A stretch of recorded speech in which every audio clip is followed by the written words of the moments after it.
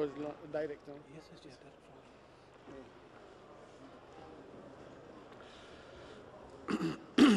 أشهد لا إله إلا الله وحده لا شريك له أشهد أن محمدا عبده ورسوله أما بعد أعوذ بالله من الشيطان الرجيم بسم الله الرحمن الرحيم. Brothers, sisters, and all participants of the 35th Jalsa Salanah of Juki, Assalamualaikum warahmatullahi wabarakatuh. Today we continue the program Jalsa Salanah in 4 sessions. For this we are going to recitation of Al-Quran and translation in Urdu. To this Karif, please to recitate the Quran. Mr. Mahmud Ahmad Saad, please.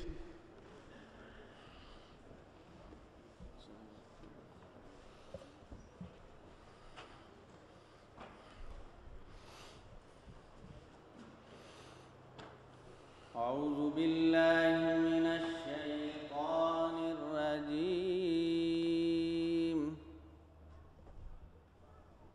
بسم الله الرحمن الرحيم. وإذ قال عيسى ابن مريم يا بني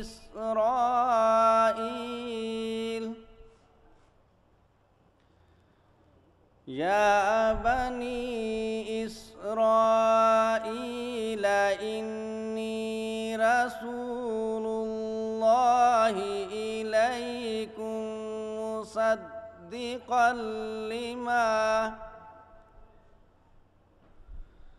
مصدقا لما بين يدي من التوراة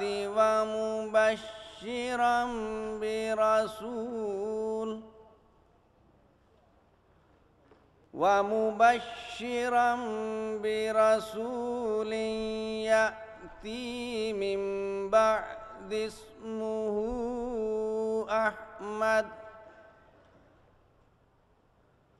فلما جاءهم بالبينات قالوا هذا سحر مبين. ومن أظلم ممن افترى على الله الكذب وهو يدعى إلى الإسلام والله لا يهدي القوم الظالمين. يريدون ليطفئوا نور الله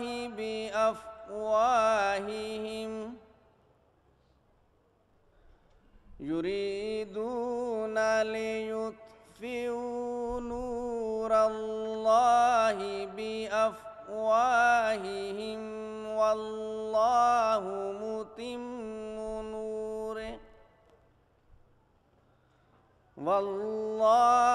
متم نوره ولو كره الكافرون.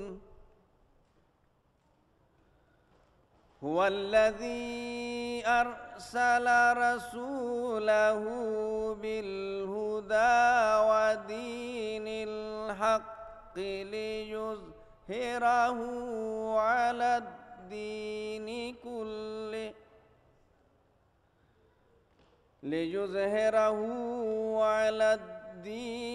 كله ولو كره المشركون.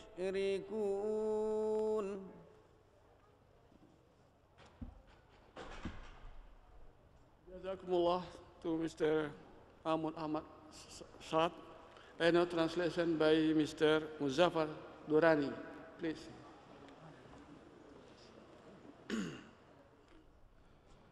अल्लाह के नाम के साथ जो बेइंतहा रहम करने वाला, बिन मांगे देने वाला, اور بار بار رحم کرنے والا ہے۔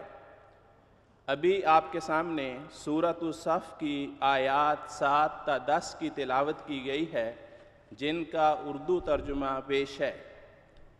اور یاد کرو جب عیسیٰ بن مریم نے کہا، اے بنی اسرائیل، یقیناً میں تمہاری طرف اللہ کا رسول ہوں، اس کی تصدیق کرتے ہوئے آیا ہوں جو تورات میں میرے سامنے ہے، اور ایک عظیم رسول کی خوشخبری دیتے ہوئے جو میرے بعد آئے گا، جس کا نام احمد ہوگا۔ پس جب وہ کھلے نشانوں کے ساتھ ان کے پاس آیا تو انہوں نے کہا، یہ تو ایک کھلا کھلا جادو ہے۔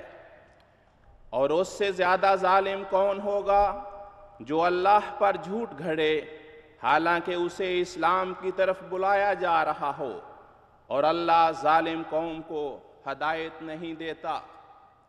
وہ چاہتے ہیں کہ وہ اپنے منہ کی پھونکوں سے اللہ کے نور کو بجھا دیں، حالانکہ اللہ ہر حال میں اپنا نور پورا کرنے والا ہے، خواہ کافر ناپسند کریں۔